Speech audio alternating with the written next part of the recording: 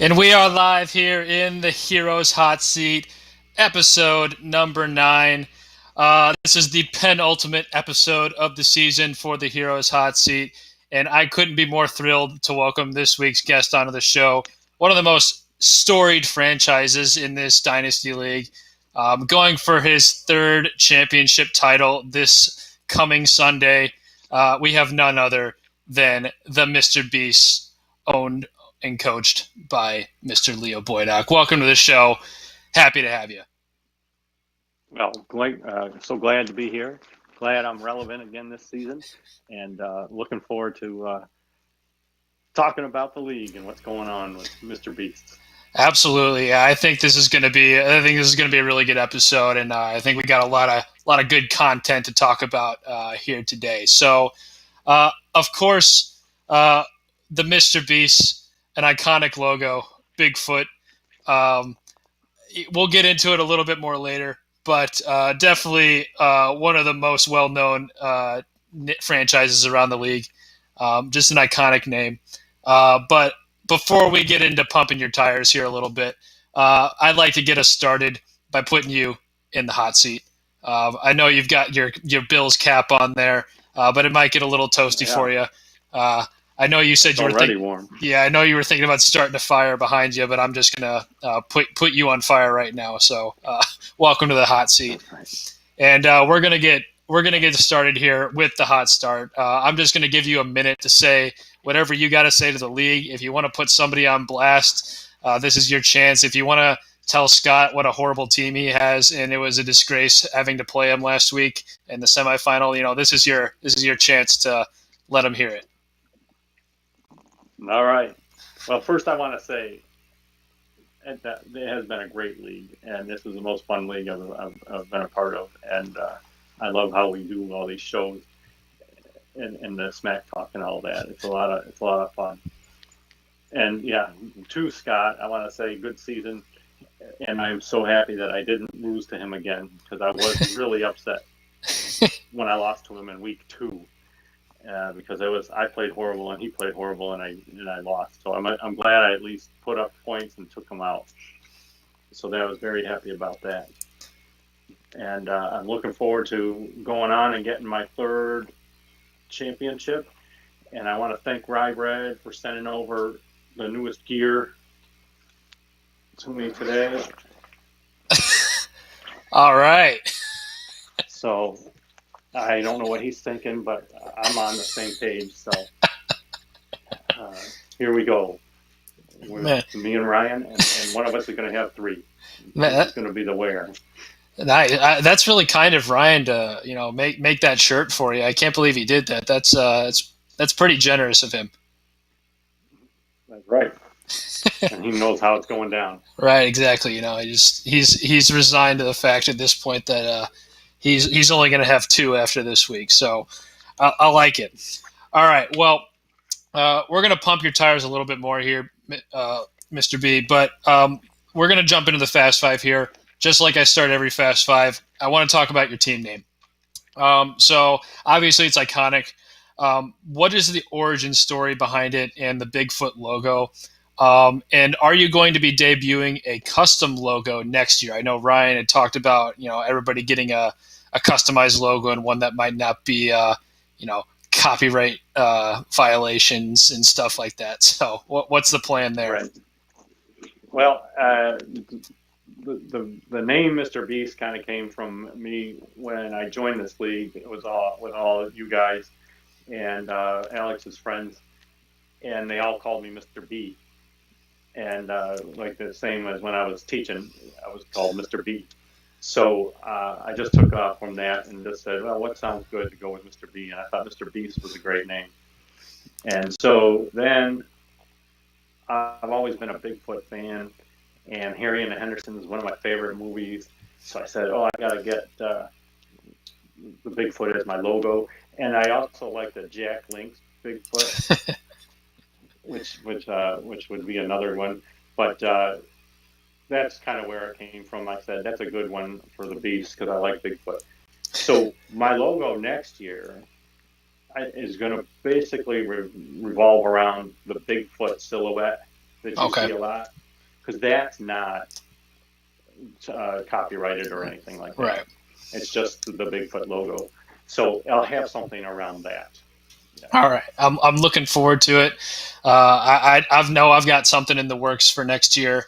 I've got my design team on it for my team. You know, we're gonna work out those copyright violations as well on my team. So I think there's gonna be a couple new logos next year that are gonna be pretty sweet. So I'm looking forward to seeing yours for sure. All right.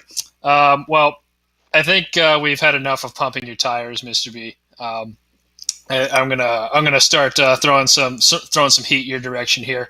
So your team is obviously looking very solid right now. You know, you put up like close to 180 points last week. I don't remember the exact score, but you know, you basically obliterated Scott out of the semifinals, and riding a big wave of momentum here into the finals against Ryan's team. But next year is going to be a very, very interesting year for your franchise. With Breeze looking objectively pretty washed at the moment, and Newton he's Cam Newton at the moment. Yeah. So and you're going to have a bunch of cap problems on top of that. So you know, what's your plan moving into the offseason here? Well, I don't know it exactly, except I do know I have to address that. Because I took a gamble on Cam Newton. I liked his 3-game spread that I was really trying to get him to get me to the number 1 seed, and then he played like crap. But he had a couple of good games, I should say. But he's just not going to be consistent. And I was all excited because I did all this reading with the Boston media, and they say how great Belichick and Newton's relationship is, and they can't see any other way other than signing Newton, and they're going to have Edelman back and all their other players back, and it's going to be a great team. And I bought into that, and I think I did it too early. So in any event, I have a $50 Cam Newton and a $50 Breeze. And I don't know that Breeze is going to play even next year, and I don't know if Newton's going to be worth anything next year. So I don't know what I'm going to do, to be honest. You know, I was looking at, you know, do you go one quarterback and try to replace that with a whole bunch of 20-point players? I don't know. So we'll see what happens. Yeah, that's the one thing that Superflex is going to allow us to be flexible with, I guess, is, you know, if you only have one guy and then like some scrub that you might be able to throw in there with a good matchup, you know, it's a doable strategy. I don't know how sustainable it is, but you know, it's definitely not the end of the world if you don't have 2 quarterbacks now. So right. Because there's only a handful of quarterbacks, really, that will get you 20 every week. Mm-hmm. You know, if you look at across the board. So it's like if most people are going to be in the same situation where you have your 20-point guy, and then you have a chance. It could be above 20, it could be below 20. And there's a million players like that. Mm-hmm. So, you know, you could run it with one quarterback, but it's better to have 2, I think. Yeah, absolutely. If you have one, you're basically guaranteeing yourself one loss at some point during the year. So it is a trade-off, but it is now possible, I guess, to go win a championship with just one. But yeah, I'm looking forward to poaching some players off your team in the free agent draft. Let's put it that way. Well, there should be bigger names out there. Yeah, from me anyway. Yeah, absolutely. All right. So moving on to question 3. So the commissioner was on the show last week, and he mentioned that there may be an investigation being opened up over the summer into the alleged Boydock Mafia. Do you care to comment on this statement? And also, will you be hiring a lawyer? Well, we have a lawyer on retainer, so we're okay there. But I think we're going to be all right, even if they go into an investigation. The main evidence against the mafia is a pickup of Chase Daniel to block from Patrick one week. who was playing Alex. And I don't know if any court is going to listen to that argument and say, oh no, Chase Daniel was a difference maker. So I think we're safe there. I would worry I forget what we're calling it now, the Dingus Hornig Mafia, because they have a hard case against them with the whole Deebo Samuel debacle. So I think the pressure's off the Boydock Mafia for now, and I'd be worried if I was the Ding Dong Mafia right now. Yeah, that's a good point. You know, that it was a weird situation there with Deebo Samuel and Jerick McKinnon. Ultimately, in the end, it didn't matter, just like the Chase Daniel situation. Right. But I mean, you know, there are some sketchy dealings going on in the league, I'd say. That's right. You know, I think an investigation is probably fair. You know, we gotta get these things worked out. But you know, as long as you're lawyered up, you'll probably be all right. We'll see. When the Richie Woo Mafia starts up. Yeah, I'll talk to Shinwoo and get right on that. Yeah, but all right. So, Mr. B, you know, I've been looking at the reviews on Google of the two-time brew, and you know, a lot of people are really satisfied with the taste, the flavor. I know you've probably got a two-time brew there, right there, yeah. But you know, I was reading these reviews, and there are some people that are worried that a three-time brew just isn't going to taste as good as the two-time brew. You know, what do you say to your customers who are worried? I think they're going to enjoy the three-time brew a bit more, only because my experience as a brewmaster is only getting better. So I think they're going to say that, oh yeah, you're getting better, it's improving, and it'll be a much better flavor. All right.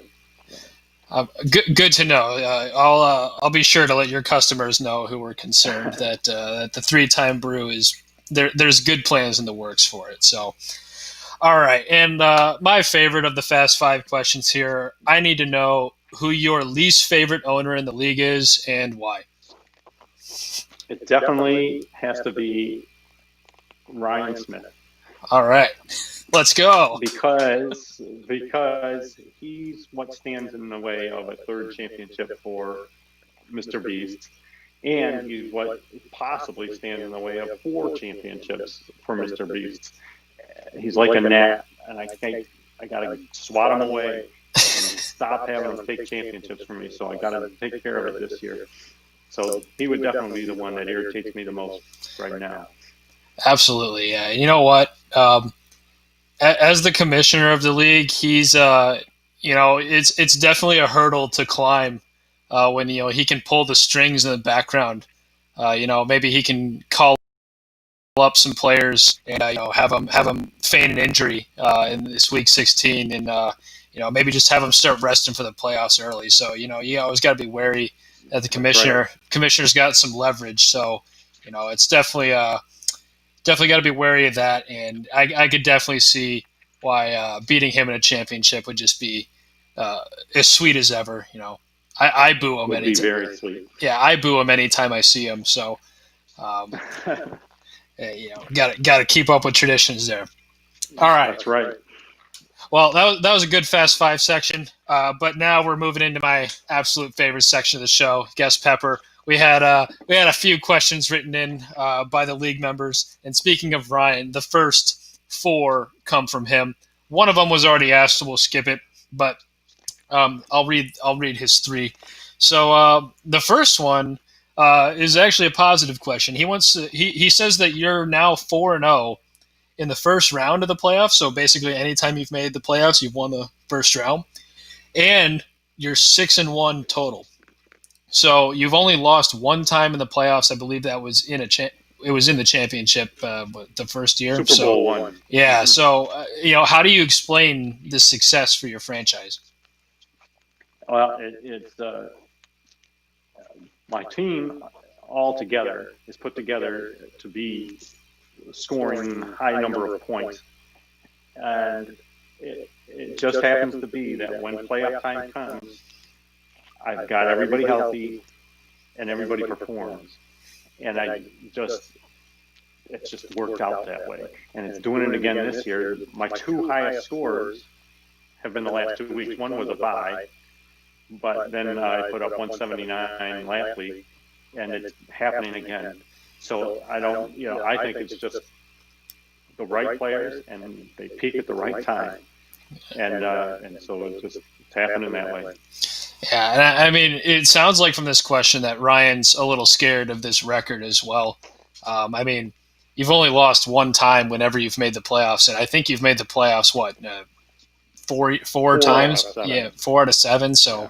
I mean, when you're in, you're basically going all the way. So I think he's definitely a little nervous with that question. I can hear the nerves just through the text on my phone. All right. He wants to know also how you are going to prepare for Week 16. I don't know if he's fishing for strategies here. Like, what's your plan to prepare your team for Week 16? There's no real preparation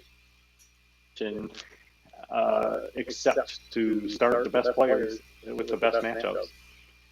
I don't really have a lot of choices because it's pretty clear cut who my best players are, and some of them I don't even care about the matchups. They're going to start every week, so there's really not a whole lot of prep for me except to watch who's getting hurt or who's having problems, whatever. And then there's nothing I can do about Ryan, so it's just a matter of putting my best team out there and see what happens. Yeah, I mean, with the way your team's rolling right now, I mean, Derrick Henry's putting up like 25 points a week. Davante Adams is usually good for about 20 points a week. Lamar Jackson's red hot. I had him in a redraft league right now, and unfortunately, he couldn't carry my team past the semifinals. But he was really putting in some work. It's because I was playing a team with Derrick Henry, Dalvin Cook, and Aaron Jones, so like it was it wasn't going to happen. But that's it. What are you going to do? Right, exactly. But yeah, he's been red hot, and I mean, if Ryan can beat that squad right now while your team's rolling, props to him. But I think you've got a really good shot to take it home again this year. I feel that if both our teams' players play what they should, I should win. Mm-hmm. But we'll see. Yeah, and if he doesn't have McCaffrey, I mean that's a enormous blow to his team because McCaffrey's you're like the equal to like a Derrick Henry. So exactly. If he can't match a Henry score, it's going to be really difficult for him to win, especially if CEH is out now too. We'll see if he's good to go, but it's going to be he's in for a rough ride potentially if he doesn't get McCaffrey back. So, all right, and then fun question from Ryan here. He wants to know how you got your black belt so fast. Did you fight in the UFC? You seem like a very competent, martial artist based on the training footage that we've been able to see. Yes, and that's just the beginning of it. Half of the videos I can't even show; it's illegal. And so, that's a little known fact about my martial art prowess. So it's it's been a pretty quiet download thing. Yeah, I mean, based on those videos, I don't want to really mess with you. So it's you gotta just leak a little bit just to let people know that you got that in the bag, and then just keep it civil. So, all right, and now we got 4 questions coming in from the Mike Bick and the Vox franchise. So the first one, he's hitting on your trades here. So he said, so far in trades this season, you have dumped 4 first-round picks, and you've accumulated the highest cap hit in the league at 312 Dynasty dollars, whatever you want to call them. How can your team survive this major cap crisis and your lack of future assets?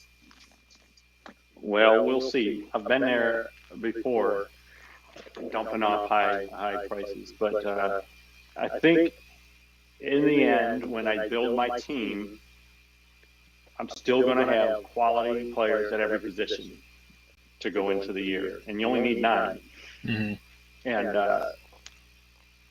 so yeah, I'm going to be skimming it pretty close on the cap, and I'm going to have to get lucky in the draft or in free agency to find some other talent to plug in when guys have buys and stuff. But I'll still be there. I'll still have a quality team, and you've got to try to win championships. So that's why I picked up Eckler and Jarvis Landry, because I'm hoping that tomorrow or this weekend they take care of the business and put another name on the trophy. Yeah, I mean, I got to go back to see what I can do for another one. Yeah, I mean, I think the Eckler trade will probably work out pretty well. I forget who the Chargers play, but I mean, it's got to be a better matchup than Oakland. I know Oakland's got like a fairly decent Broncos. Okay, well, yeah. And even so, it doesn't really matter matchup. I think Eckler will probably catch 7 or 8 balls. Right, that's really all you need him to do. Yeah. And he hasn't, since he's been back, he hasn't gotten a touchdown.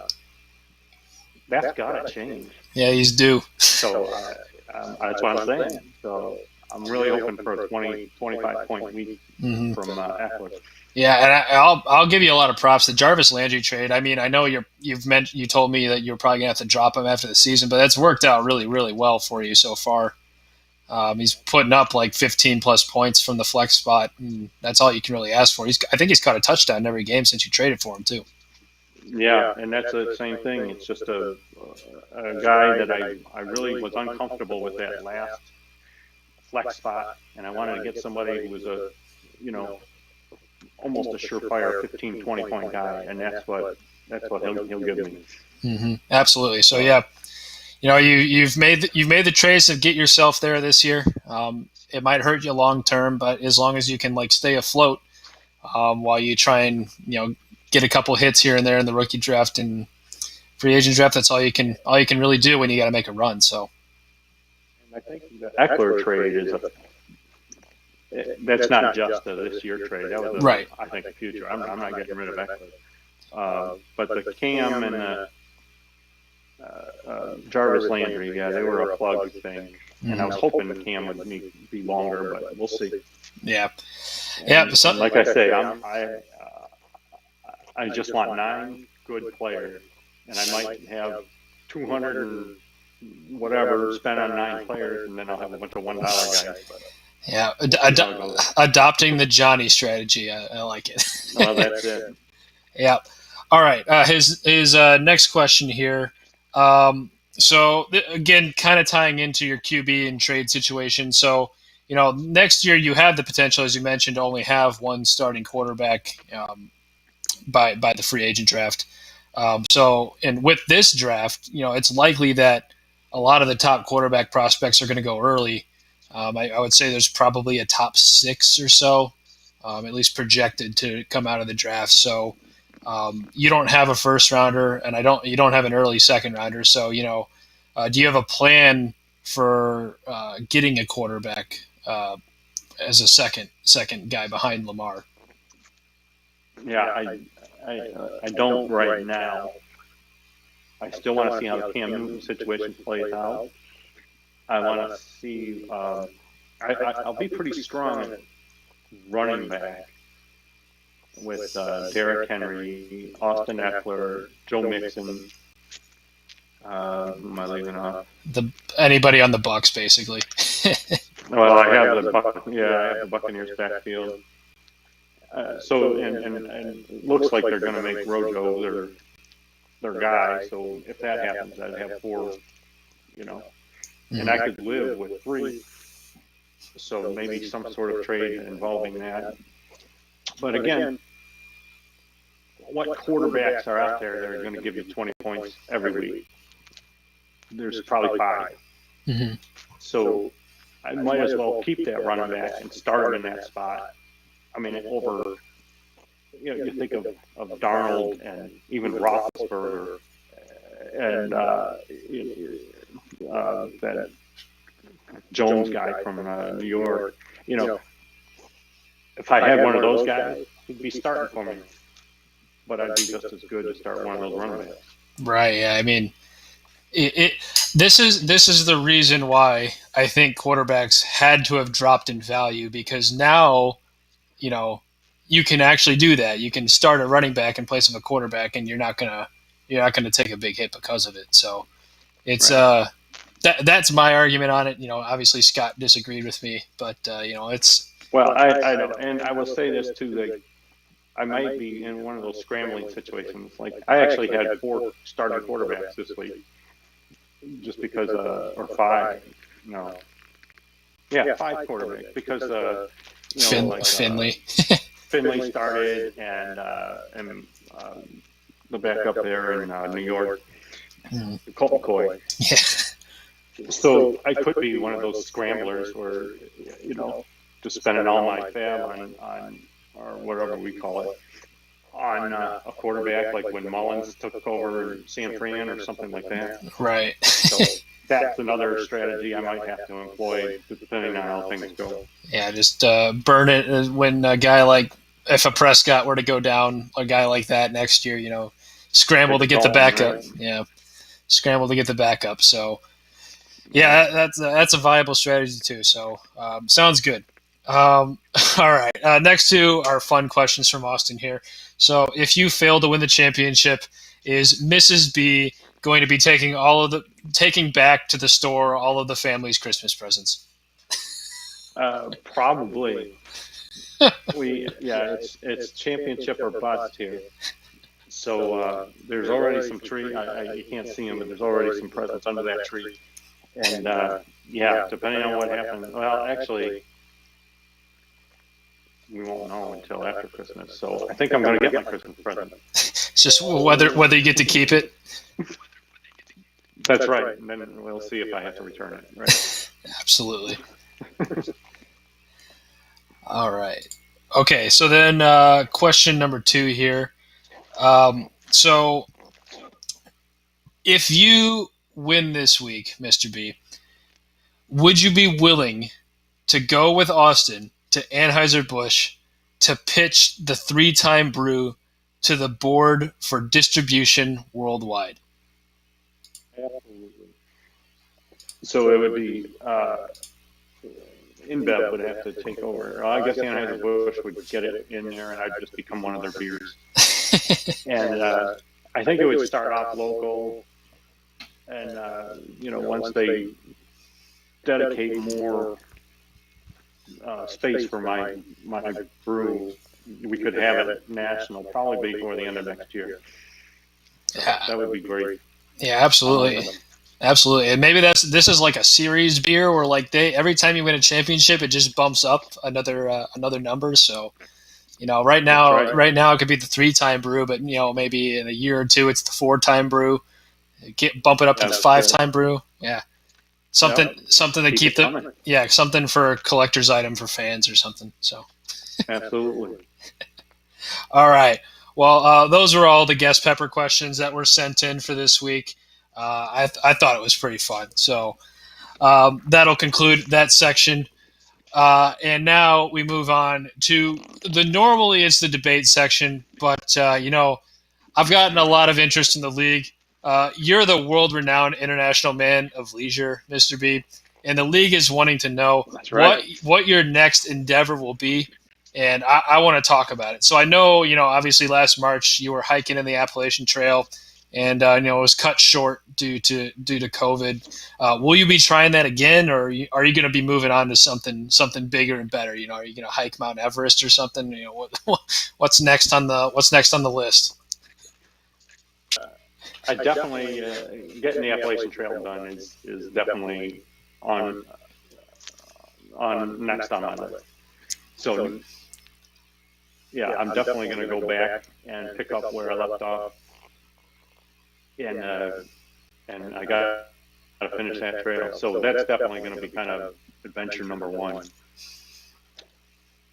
it just is a matter of time as far as if I can do it this year or if I have to wait till 2022. I don't really know. But right now, the trail, and the reason I got off the trail is because everything was closing down and they didn't want people on the trail, and the trail towns didn't want people around. Mm. And it's kind of still like that. So if I went back, I would go back after Alex's wedding in March. And, but what are the chances of it being good to go then? I don't know. Right. Yeah. Well, maybe you can get your senior citizen vaccine or something, and then you'll be good to go. That's what I'm hoping. Is like, hey, give me a vaccine, and then like give me some patch to wear or something, saying I'm all good, and then I'll go hiking. Absolutely. So we'll see. Do you have yeah? Besides that, I'll do some other stuff. I'll never stop. I'll go on to other things. I don't like the climbing, so I won't do any mountains. But I've biked the K Trail before, and so there's some biking that I wouldn't mind doing. Called a Cumberland Gap Trail that's out east. That's cool. I bike that. There's a trail called the Camino in Spain that's pretty popular. That I want to hike sometime, so I kind of go do that. So, and then there's like the Pacific Crest Trail out west. I might try something like that. So who knows? Who knows what I'll do? All right.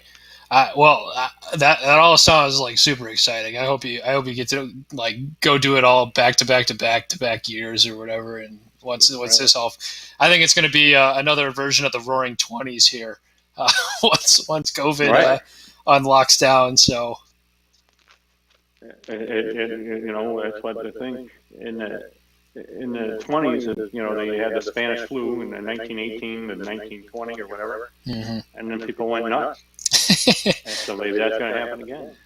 Yeah, I'm all for it. So as long as we don't end with a Great Depression after that. Yes, let's hope that this was the Great Depression and it's exactly it's only up from here. So, all right. Well, I'm looking forward to hearing about your escapades and adventures moving forward here.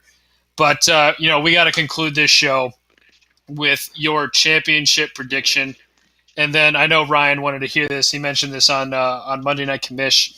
We're gonna rank our favorite games of the week. We've got the Super Bowl, which is you and Ryan. We've got the beef. I'm dubbing it the Beef Bowl between Alex and Scott. There's a lot of beef that's going to be worked out that game for third place. We've got the Future Bowl between Austin and myself, and then of course we've got the Toilet Bowl between Kevin and Shinwoo. So I'd love to hear your championship prediction and then rank those games in order of your most interested to least interested. Okay. First, on the championship side, I think, like I said before, if things go as planned, I should be able to prevail as a champion. But as you see every week, that doesn't happen. Every one of my players is worthy of a dud, and every one of Ryan's players is worthy of a dud. So it could go either way. So I'm just hoping that things stay kind of normal. People produce what they should produce, and I'll come out on top. So that's what I'm predicting is the victory for the Beasts. Sounds good. I think I'll concur. I think I'll concur with that Beast prediction. I think you hit the nail on the head. If both teams have a normal week, I think you're going to take it. So. And like last week, it would have been a 179 to 172 game. Mm-hmm. I think it'll probably be close, but I could see something like that happening. Yeah, I think like a 9-point spread is about what I'd expect. Yep. And I would anticipate he's going to have Josh Allen on Monday night, which would kind of be the last player of the whole game. I'm just hoping it's not like a 15, 20-point game, and I got to root because I'm not going to root for Josh Allen to do bad,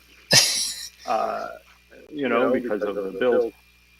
So I just hope I'm not put in that situation. I hope I'm up 50, and Allen can have his 45-point night. Oh, I really hope he doesn't have a 45-point night. So we can both root. We can both root against Josh Allen to keep it low. Yeah, we can hope Josh Allen keeps it low. Maybe the Bills will win like 14-0 or something. And with all the money Ryan's going to get off of the fines for the largest spread, he doesn't need to win anything else. Right, exactly. Yeah, he's good. Let me have this, Ryan. I'm with you on that. Let me have it. So, all right, yeah, good. I concur. All right, rank those bowls. All right. Well, let me first say this: that of those 4 games, there's one that really matters, and it's of course Ryan and I, and it would be kind of like ranking holidays, where Ryan and I are Christmas, and all the other games are Columbus Day. So obviously, the number 1 is going to be the Super Bowl. So I got to put that up there. Now I will say the other 3 are interesting matchups, and I'm going to put at number 2 the what do you call it, the grudge match or the beef bowl. Because there's actually something to play for there, the money. And number 3, I know you don't want to hear this, but I'm going to put as the toilet bowl. Yeah, fair enough. Again, there's something to play for. And your game is going to be interesting, but it would be much more interesting if you guys were full force. Mm-hmm. If you to see your full team against Austin's full team would be fun to see. But those are all good matchups. But I can't focus on anything else but this Super Bowl. And when all's said and done, 10 years from now or whatever, there's only one game that people will talk about or remember, and that's going to be Beasts in the Rye Bread.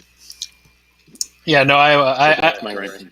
I would concur with that. I think obviously the Super Bowl is the most watched game of the year for the league. So it's definitely number 1. Number 2, I do like the Beef Bowl. I wish they would put some more stakes on it too. I wish they would make their bet be bring it back on for this one game. Whoever wins takes the 100. But I think both of them are too scared to do it at this point. So right, we'll see. But I think the toilet bowl is more interesting because I'm actually nervous that even if both of them start their full lineup, they're not going to be able to break 100, either of them. I think the over under of that game is south of 200. So it's. I think even the best lineup, exactly. Right. So, I mean, Scott and I were doing like a mental exercise going through specifically Kevin's team. Like, if Kevin just dropped his whole lineup right now, how many of his players would be picked up by other teams? And we could name like 3 or 4 off his lineup. And the thing with Shinwoo, he's got like 5 empty roster spots. Yeah. He could pick up a whole other team. Yeah, he's got nobody in his taxi squad, and he's got 4 bench slots open right now. So and he has nobody in injured reserve. He's got 3 guys on injured reserve. Yeah. So So he could basically empty one of those and take 5 guys right now. Right. Yeah. It's interesting matchup just because I want it to be a dumpster fire. I want to watch the world burn in the toilet bowl. So it will be. I think this might be the literal best toilet bowl we've ever had because it is quite literally a toilet with the 2 teams in it. So I like it. Yeah. All right. Well, I really enjoyed this episode, Mr. B. Thank you for coming on. This was a blast. So for next week, I have not decided who is coming on the show. My original plan was to save you and Ryan for this week and then the following week. But due to scheduling changes, obviously that couldn't happen. But my plan might be to bring the champion on the show next week. So I know you and Ryan were the last two guests here, but one of you might be coming back on next week to flaunt the trophy and let the league know who won. So I want to give it up. Yeah, but I also want to point out that the Mr. Beast managers have prepped the locker room, so we'll see. And if this doesn't get used, I will deliver it to Ryan, so that he'll have his champagne to pop. But I'm just hoping that whatever happens, if I lose, I hope it's because Ryan put up 190, not because I put up 130. So that's all I want. Yeah, you would prefer a repeat of last week, not the repeat of like the Boydock Bowl. So exactly, yes. But you know what? I'll take one of those too. If I score 109 and Ryan scores 94, absolutely. I'll still put my name on the trophy and I'll be happy. Yeah, that's all that matters in the championship. You just got to score more points than the other person does. Doesn't? Yep. They don't ask how; they ask how many. So. Yep. Exactly. All right. Well, thanks for coming on. This has been a really good episode 9. Episode 10 will be the penultimate episode. Stay tuned for the episode 10 guest. It will be announced after Monday Night Football once we know who the winner of the championship game is. But yes, tune in next Thursday. I believe that will be the 30th. Does that date sound right? 30th? Yep. Yeah. So yeah, tune in December 30th. It will be the last episode of the year. Or maybe I'll do it on the 29th. I'm going to be in St. Louis on the 29th. Maybe we do a live episode, socially distanced episode. Cool. So we'll have to see what we can work out here in the hot seat. But yeah, I'm looking forward to episode 10. One way or another, it's going to be the final episode. And maybe you'll be on again, so we'll see. Awesome. Thanks, Brendan, for doing this. Yeah, thanks for coming on, and everybody tune in. I think Austin will be doing his final show tomorrow night of his playoff preview show, so everybody tune into that, and it should be another good one. But until next week, I'm signing off for now. Thanks for coming on.